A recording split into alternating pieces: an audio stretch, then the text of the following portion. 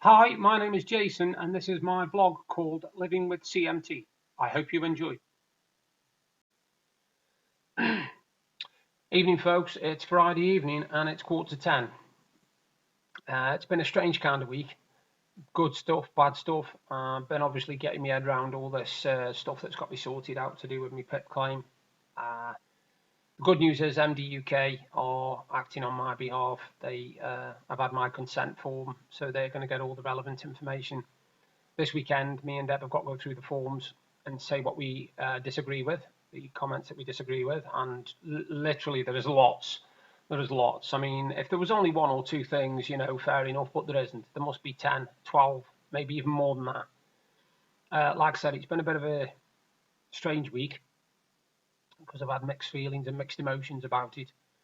I've also had incidents this week which have not really made me happy, but these things happen in life.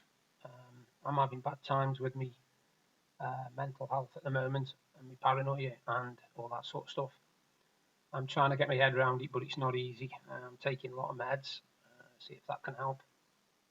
And the good news is I've got support in my family and my wife, so that's good. And that was one of the reasons I started the petition the other day, because I got to thinking how many people are going through what I'm going through now, how many people have gone through it, and how many people are still going to go through it. And it's quite astounding to think that people who've got conditions that are not going to get any better have to be put through this humiliation, this embarrassment, because as far as I can see, anyway, this could be wrong, but as far as I can see, the logic is that if you've got a condition that's not going to get any better, it's going to get worse. Right? It's going to get worse. Now, if your condition gets worse, you get in touch with the social and tell them it's getting worse.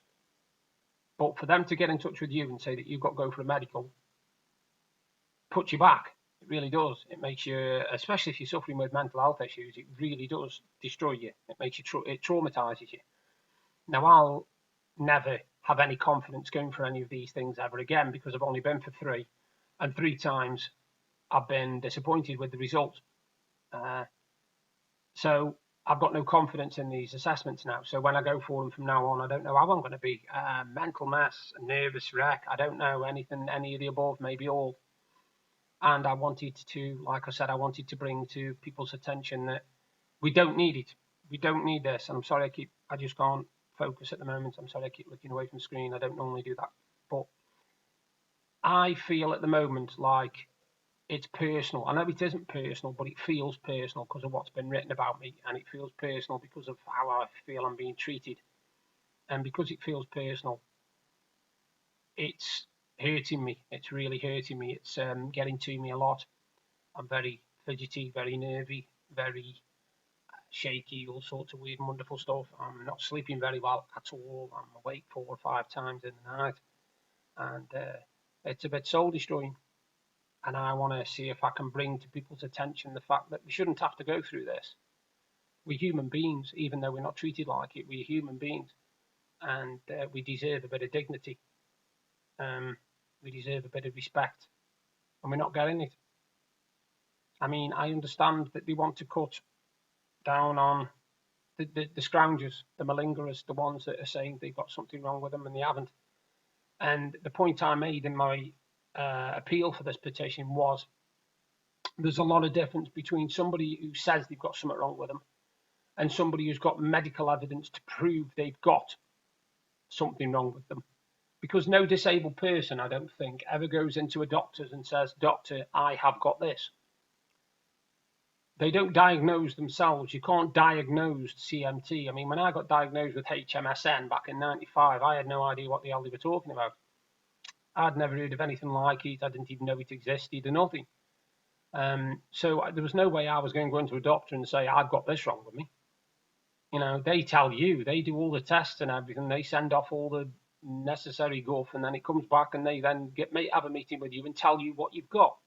So if they tell you what you've got and they are trained medical experts, how can the people who see you for 1 hour completely cross all that diagnosis off?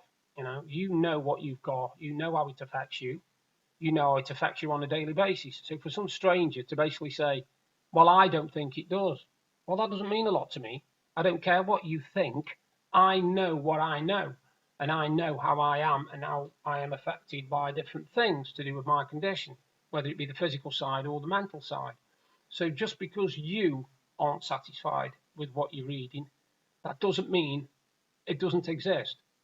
And if these people who do these assessments would be allowed to actually look at your medical records and check your medical records, a lot of this would be pointless, because they would see that you're seeing a doctor, they would see that you're seeing a specialist, they would see that you're on certain medication for certain things.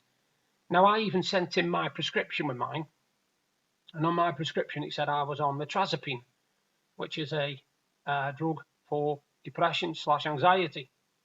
And yet, in my report, it states that I'm not under any medication for anxiety. This is what the guy who assessed me has said, even though he had a copy of my prescription with metrazapine written on it. So he hasn't read it. He hasn't read it, and he hasn't even bothered. All he has said is that I didn't show any signs of anxiety. Well, when I spoke to my medical expert the other day, the guy who I go to see, he said to me, why? What does somebody with anxiety look like? He said, because I didn't know there was a set thing that people with anxiety have to look like. I didn't know that what do they have to do? Sit in a corner and fidget? Do they have to, rock backwards and forwards and drool all over the floor?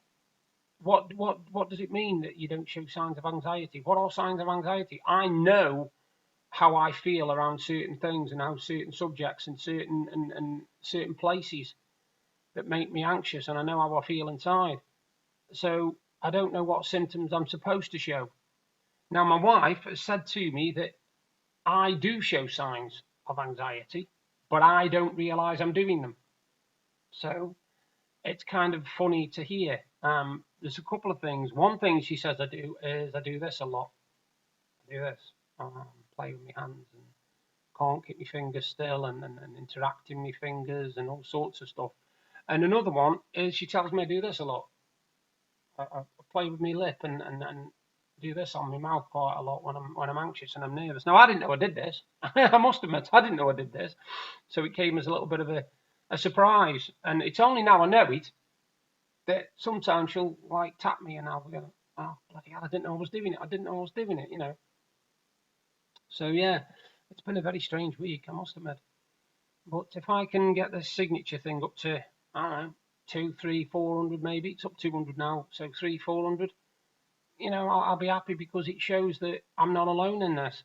And I think that a lot of people out there now see me as like a voice, if you like, because I've said no matter what it takes. If somebody said to me, would you go on TV and talk about this, or would you go on the radio and talk about this, then yes, I bloody would. Yes, I would, but only like this. I would do it through a camera, because I couldn't have people watching me, not a chance. But I could sit here on my computer and do it. And even meeting somebody who I don't know, don't think I'd be able to do that. I'm not sure. Now, the guy said that I didn't seem anxious in front of him, but that's a compliment to him, not an insult to me, because that meant that obviously on that day I felt reassured being in his presence. Now, obviously, that's backfired on me, because he said that I didn't show no signs of anxiety in front of him. Well, I wasn't going to go in there and show signs of anxiety just to show him I suffer with anxiety. Do you know what I mean? It doesn't make sense. It doesn't make sense, that doesn't, to me. I can't understand the fundamental logic in that. Because if I'd have gone in there and thought, right, I need to show that I'm anxious now, so I'll start fidgeting or start playing with my hands if I knew I was doing it, like, etc., etc. But then surely that's me pretending to do something in order to get the money, and I'm not going to do that. You know what I mean? You can't make up your mind about a person's mental and physical health in a 50-minute interview. You cannot. I'm sorry, you cannot. You can guess, but you cannot make up your mind, because I could have 40 or 50 minutes where I'm okay, or an hour when I'm okay, and I'm relaxed, so I don't really feel too bad. I've got pain, yes, but I'm not moving too much, so I'm not wincing and screaming in pain or nothing like that. because I've never said I wince in pain every 30 seconds, because I don't. Sometimes I can go 5 or 10 minutes and it's quite comfortable, but then all of a sudden I'll go for a move and ow, the pain's there. You know what I mean? It's not gonna. I'm not going to say that the pain is constantly there every minute of every day, because that would be lying. You wouldn't get many people who would say that, because obviously that's what painkillers are for. That's what patches are for. That's what gels are for, and all that, to alleviate that. So you know, you can't say that. It's impossible. Anyway, I've waffled on for a bit. I'm sorry. It's just how I get sometimes.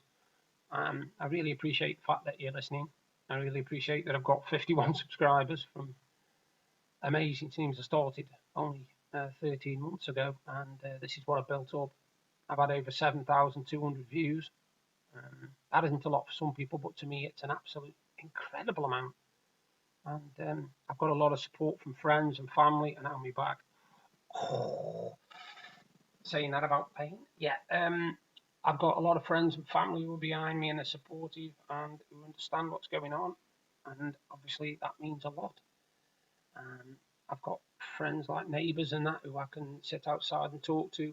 See, that's the good thing. I've got neighbours next door, and I can't have them in here, and I can't go round there to sit with them, but I can sit outside on a chair on my decking, and they can sit on their decking, and there's literally just a little lattice fence between the two gardens, so we can talk over the fence, and there's nothing blocking it like big 6-panel fences or nothing, so we can sit there and just get on fantastic, and that's what we do. And that's my social life at the moment. Other people think that as soon as the sun comes out, I should be out and downtown and stuff. They don't realise that I can't always get downtown because of how I am. I can't always be around people. I've got to be ready and be prepared for that. I can't just let myself go downtown and be surrounded by people, because I can't be around people like that. I can't do that. I've got to really, really, really be in the mood to do it.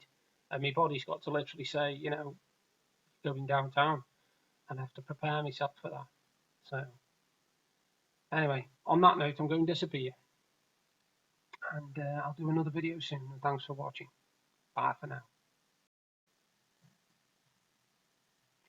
Hi, I hope you enjoyed the vlog, and if you did, please give me a thumbs up and a like. Thank you very much. And if you like what you saw, you can subscribe by clicking there. And if you want to see what I did yesterday, you've just got to click up there. Bye for now.